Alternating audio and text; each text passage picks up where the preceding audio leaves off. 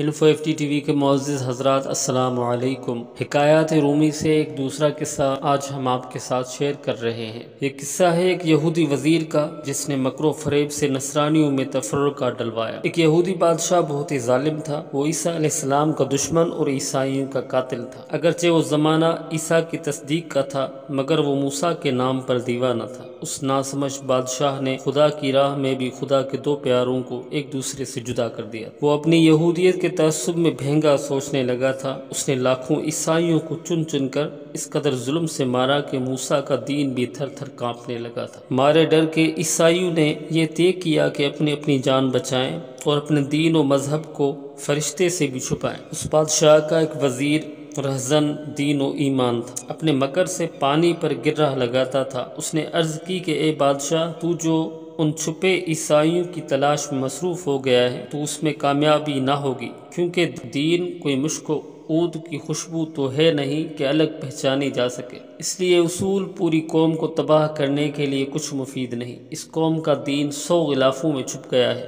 اب ظاہر میں یہ قوم تیری دوستی و ہم مشربی کا دم بھرتی ہے مگر باطن میں بالکل مخالف ہے۔ بادشاہ نے پوچھا کہ پھر تم ہی بتاؤ کیا تدبیر کی جائے کہ دنیا بھر میں نصرانی کا نام و نشان اور خفیہ طور پر بھی دین عیسوی کہیں باقی نہ رہے۔ اس نے کہا کہ اے بادشاہ، میرے کان اور دونوں ہاتھ کٹوا دے اور ناک اور ہونٹوں کو چروا کے مجھے سولی پر لٹکانے کی سزا تجویز کر۔ جب مجھے سولی کے نیچے لایا جائے تو ایک شخص کو مقرر کر کے وہ تیرے حضور حاضر ہو کر رحم کی التجا کر۔ یہ سب کام ایسی جگہ ہونا چاہیے جہاں چوراہا ہو تاکہ خبر ہر طرف بہت جلد پھیل جائے۔ جب تو مجھے جان کی امان دے دے تو دیس نکالا کر کے شہر سے دور کسی جنگل میں پھینکوا دے تاکہ پھر میں ان نصرانیوں میں فساد ڈلوا دوں۔ وہ اس طرح کہ میں پکار کر کہوں گا کہ اے دلوں کا بھید جاننے والے خدا، تو واقف ہے کہ میں عیسائی زادہ ہوں۔ ظالم بادشاہ کو خبر ہو گئی اور وہ ازراہ تعصب میری جان کے پیچھے پڑ گیا۔ میں نے ہر چند چاہا کہ اپنا دین پوشیدہ رکھوں اور اپنے کو یہودی ظاہر کروں، لیکن بادشاہ میرے بھید کی خوشبو پا گیا۔ اگر عیسیٰ مسیح کی روح میری پشت پناہ نہ ہوتی تو وہ یہودیت کے نشے میں میرے پرزے کر دیتا۔ عیسیٰ کے واسطے میری جان ہلاک ہو یا سر اڑ جائے تو کچھ پرواہ نہیں، بلکہ ہزارہا احسان مانوں کہ میری محنت ٹھکانے لگی۔ لیکن چونکہ میں دین عیسوی اور علم اناجیل میں کامل ہوں، اس لیے یہ اندیشہ ضرور ہے کہ کہیں یہ دین پاک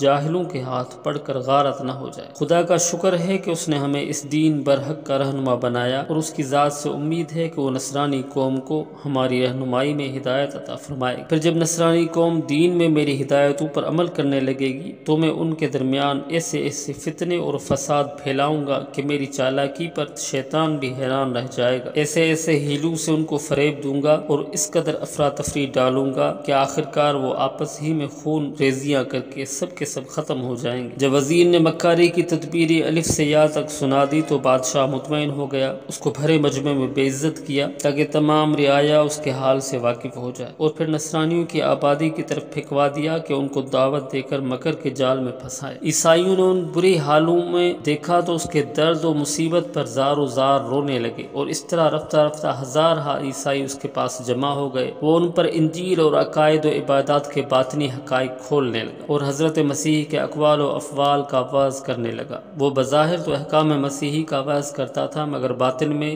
یہ وہ سیٹی تھی جو جال کے پیچھے چھپ کے پرندوں کو بلانے اور پکڑنے کے لیے بجائی جاتی۔ الغرض عوام الناس کی تقلید تو اندھی ہوتی ہی ہے۔ سب عیسائی قوم اس پر فریفتہ ہو گئی، دلوں میں اس کی محبت جڑ پکڑ گئی اور اس کو عیسیٰ کا نائب سمجھنے لگے۔ وہ کافر وزیر عیسائیوں کا دینی پیشوا بن گیا اور حلوے میں لہسن کا پٹ دینے لگا۔ جو لوگ اہل ذوق تھے وہ اس کی تقریر کی لذت میں ایک طرح کی کڑواہٹ بھی پاتے تھے، کیونکہ بعض مطالب اس طرح چھپا کر بیان کرتا تھا جیسے گلقند میں زہر ملا ہوا ہو۔ ایسی نیک بات کے دھوکے میں نہ آنا چاہیے جس کی تہ میں 100 برائیاں چھپی ہوئی ہوں۔ جو لوگ صاحب علم و ذوق نہ تھے انہوں نے اس کی تقریروں کو گلے کا ہار بنا لیا تھا، یہاں تک کہ 6 برس تک بادشاہ سے الگ رہ کر وہ تمام عیسائیوں کا پیشوا بن گیا۔ اصلاح دین و دنیا کی تمام ذمہ داری مخلوق نے اسی پر ڈال دی، اس کی ہاں نہ پر جان دینے لگی۔ باوجود اس کے بادشاہ سے پیام و سلام جاری تھے اور بادشاہ اس کی کارروائیوں سے بالکل مطمئن تھا۔ آخرکار اپنی دلی مراد کے لیے بادشاہ نے خط لکھا کہ اے محسن یہود، اب تیرے کام کا وقت آن پہنچا۔ بہت جلد میرے دل کی کھٹک دور کر میں تن من سے تیری نادر تدبیر کے چلن کا انتظار کر رہا ہوں، لہٰذا جلد ان عیسائیوں کی الجھن سے مجھے نجات دے۔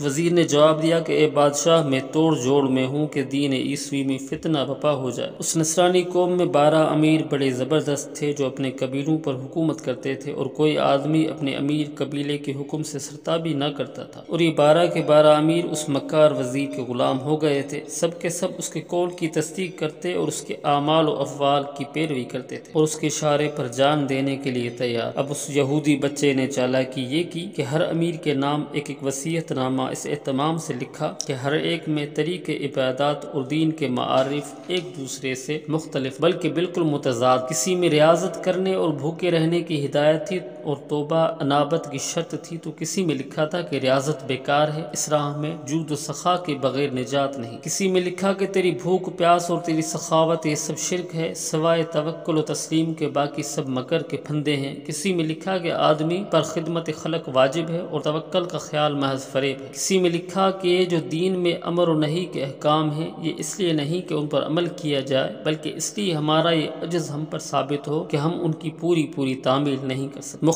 مختلف باتیں ایک دوسرے کے متضاد ان وصیت ناموں میں اس نے لکھے۔ غرض اس قسم کی ایک دوسرے کی ضد 12 وصیت نامے اس دین عیسوی کے دشمن نے لکھے۔ اس نے عیسیٰ کی یک رنگی کی بو بھی نہ سونگی تھی، مگر اس تیاری کے بعد اب انتہائی مکر یہ کھیلا کہ واعظ و نصیحت ترک کر کے تنہائی میں جا بیٹھا۔ 40-50 دن تک جو چلا کیا تو مریدوں میں عام اضطراب پھیل گیا۔ تمام مخلوق کے حال کال، ذوق عرفان اور اس کے دیدار کی شوق میں دیوانے ہو گئی۔ بہتر منت سماجت کی روئے پیٹے، مگر وہ شدت ریاضت سے دوہرا ہو گیا اور اندر ہی اندر سے جواب دیا کہ میری جان اپنے چاہنے والوں سے دور تو نہیں، لیکن باہر آنے کا دستور نہیں۔ تمام امیر مخلوق کی سفارش کے لیے جمع ہوئے اور مریدوں نے آہوزاری شروع۔ وزیر نے جواب دیا کہ اس سخن پرست مسخروں، صرف زبان سے کان تک وعظ و پند کو قبول کرنے والوں، ان ظاہری کانوں میں روئی کی ڈانٹیں ٹھوسو اور آنکھوں پر سے ظاہر کے ٹانکے توڑو۔ یہ ظاہری کان باطنی کانوں کی ڈانٹیں ہیں۔ بے کوش اور بے سمجھ ہو جاؤ تاکہ خدا سے خطاب ارجعی سن سکو۔ اگر مجھے مانتے ہو تو میں اپنا آخری پیام تم تک پہنچاؤں گا، لیکن اگر میرے کمال میں کچھ بھی شبہ ہے تو خود کیوں زحمت اٹھاتے ہو، مجھے کیوں تکلیف پہنچاتے؟ میں اس تنہائی سے ہرگز باہر نہ نکلوں گا کیونکہ مراقبے مشاہدے میں مشغول ہوں۔ سب نے عرض کیا کہ اے وزیر، ہم کو تیرے حکم سے کوئی انکار نہیں، اور ہمارا کہنا غیرت کے ساتھ نہیں، بلکہ ہماری حالت یہ ہے کہ تیرے فراق میں آنکھوں سے آنسو جاری ہیں اور روح کی گہرائیوں سے آہ کے دھوئیں بلند ہو رہے ہیں۔ وزیر نے اندر ہی اندر سے پکار کر کہا کہ اے میرے مریدو، تم کو معلوم ہو کہ مجھ کو عیسیٰ نے یہ حکم دیا ہے کہ اپنے سب مریدوں اور بہی خواہوں سے الگ ہو جاؤ، دیوار کی طرف رخ کر کے تنہا بیٹھو اور اپنے وجود سے بھی جدائی اختیار کرو، بس اس سے زیادہ کہنے کی اجازت نہیں۔ اے دوستو، خدا حافظ، میں مر چکا ہوں اور چوتھے آسمان پر پہنچ چکا ہوں تاکہ آسمان آتشی کے نیچے سوکھی لکڑی کی طرح نہ سلگوں۔ اس کے بعد ہر امیر کو الگ الگ بلا کر تنہائی میں بات چیت کی اور ہر ایک سے یہی کہا کہ دین عیسوی کا سچا پیرو اور میرا خلیفہ تو ہی ہے، باقی سب امیر تیرے پیرو رہیں گے۔ عیسیٰ مسیح کا حکم یہی ہے، لہٰذا جو امیر تجھ سے سرتابی کرے اس کو گرفتار کر کے یا مار ڈال یا قید کر دے، لیکن جب تک میں مر نہ جاؤں یہ راز کسی پر ظاہر نہ۔ اسی طرح ہر امیر کو الگ الگ اس نے وصیت کی کہ دین خدا میں میرا نائب تیرے سوا کوئی دوسرا نہیں، اور ہر ایک سے رازداری کا وعدہ لیا اور خلافت دے کر ایک ایک وصیت نامہ دے دیا۔ سب وصیت نامے حروف تہجی کی طرح ایک دوسرے سے مختلف اور آپس میں متضاد۔ اس کام سے فارغ ہو کر دوسرے دن سے دروازہ بند کر کے پھر چلے میں بیٹھ گیا اور اسی مدت میں اپنے کو ہلاک کر لی۔ جب مخلوق کو اس کی موت سے آگاہ ہوئی تو اس کی قبر پر قیامت برپا ہو گئی کہ درد و فراق میں کیا امیر کیا غریب سب بے قرار ہو کر ماتم کرتے رہے۔